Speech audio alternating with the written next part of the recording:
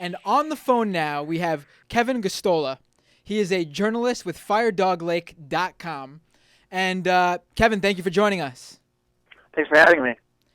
So I've been following you on this story, and you've been really one of, if not the number one on this case of the NATO3, as they're being called. Let's get the audience caught up on this for people who haven't been following this case or aren't as well. Let's just get to a summary of who are the NATO3 and what were they being charged with? Yeah. So this case of the NATO3, and I would presume that most people in this country have never heard of this case because, especially since it was prosecuted on the state level here in Illinois.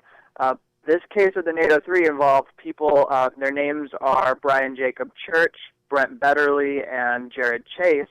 These are all young men who traveled from Florida at the end of April in 2012. They came to Chicago because they knew that there was going to be a large demonstration planned to protest a NATO meeting that was going to be held here in Chicago. And when they arrived, in just a matter of days, they became the targets of a wide police surveillance operation that was ongoing by the Chicago Police Department, and I presume had support from the FBI, possibly even Homeland Security, Regional Fusion Center, and so in doing security for the upcoming meeting and trying to figure out where to allocate resources so that there could be personnel assigned to handle protests and demonstrations, the two undercover police officers named Officer Nadia Chico and Officer Mehmet Egan infiltrated, for lack of a better word, the people here in Chicago, the immediate social network around these men who were here from out of town. And they eventually got a court order on May 4th, 2012 to have a wire device on them, and they were recording conversations, and they were talking to them about what they planned to do around the NATO meeting, and there was, these men were drunk at times, and they were willing to talk about things that I think that people would probably not say out in public, talking about what they would like to do to police.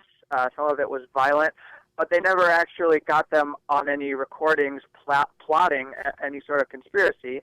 In any case, on May 16th of 2012, they managed to get them involved in the act of making Molotov cocktails with 4 beer bottles that they put gasoline into.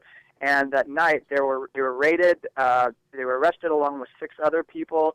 And then their 3 men, their images appeared on television in the 2 days right before the meeting, and they were labeled as terrorists in the media. And then you fast forward to this trial, which I know we'll get into some of the additional details, but we've now had a verdict where a jury returned and found that these men are not terrorists, and they were acquitted of all of the terrorism charges, even though found guilty of other charges related to arson, and they were convicted of mob action. Mm-hmm.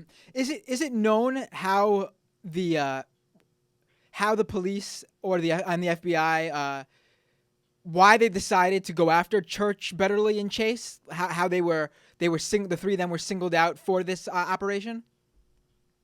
Well, what is known is that there was a suspicionless operation that began in February 2012 before the NATO meeting, and originally we thought that this G8 was also going to be held around the same weekend. That was moved by President Barack Obama to Camp David because I presume he couldn't trust Chicago to handle both meetings without there being chaos.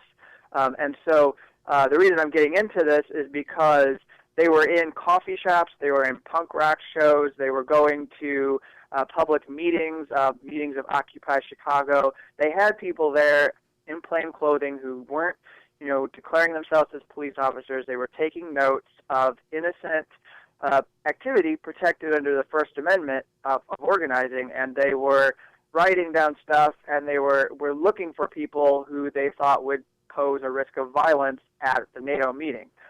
And this is what we had the two officers admit to and testify during the trial.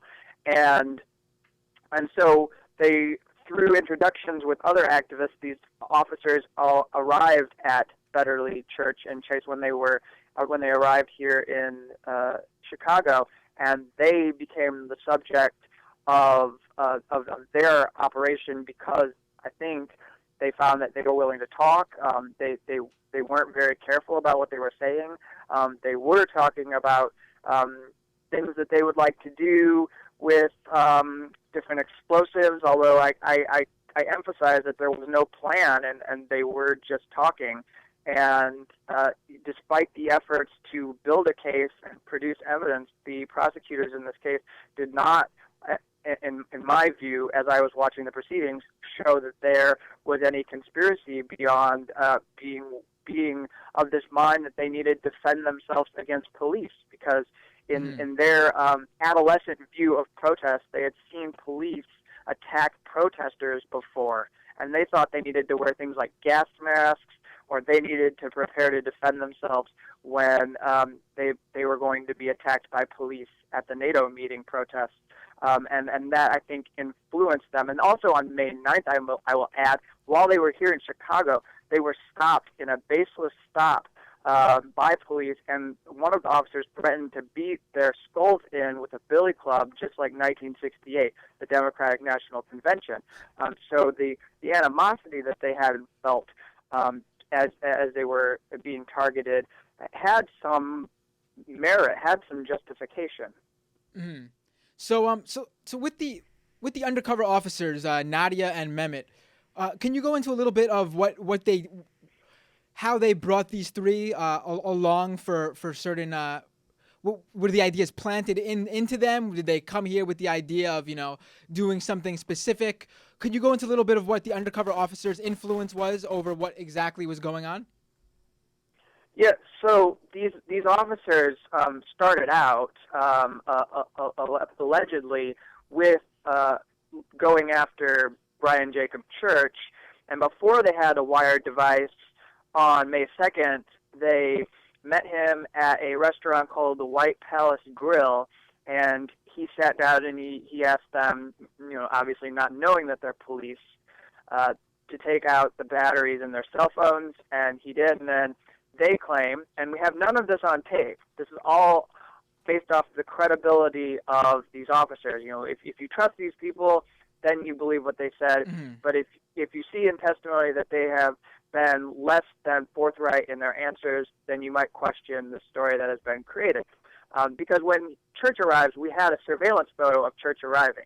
But what they said on the stand is there was this wild story of how Church had said, the city doesn't know what it's in for, and after NATO, it will never be the same. He said, "Are you ready to see a cop on fire?" And then led them down to the downtown area around the Chase Bank Tower. They told this wild story of how he put his hand on the glass to test the thickness, because for some absurd reason that might help you figure out how to launch an attack on the bank tower. And then he was walking up and down. There's an atrium by the tower in downtown Chicago. He was walking up and down steps, looking for an entry point for his attack, mapping out surveillance cameras. So they tell this story, the prosecutors and the undercovers, of what Church was planning to do, and we have no evidence to corroborate it, nothing in writing, really, that would seem to be immediately confirm this. And then in the course of them going after these people up through May 16th, they don't ever get them to do anything. They're not able to convince them to even do recon on Obama's headquarters. I mean, the allegations essentially are that they were planning to attack police stations. They were planning to attack Obama's re-election campaign headquarters in downtown Chicago, and they were trying to, or had a plan to light a police officer on fire, or they wanted to go after a bank or even a neighborhood bank branch where they were staying in Chicago. And they couldn't even prove that they had even done recon on Obama's headquarters and knew where it was located. They couldn't prove that they had even done the basic beginnings of these plans. And so on May 16th, they finally, Egan says he's got $2 to go buy gasoline for Molotov cocktails, and Chase goes along with him to a BP gas station, and they get some gasoline, and they come back.